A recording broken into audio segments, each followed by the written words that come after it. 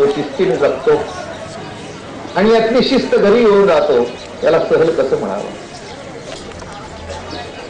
बोलताना कळत नाही, पण कालांतराने लक्षात येतं की आपण हे बोलणं किती चुकीचं आहे, अशातलाच भाग असो.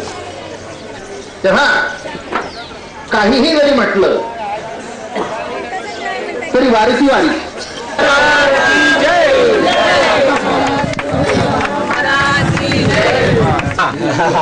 बरोबर खाली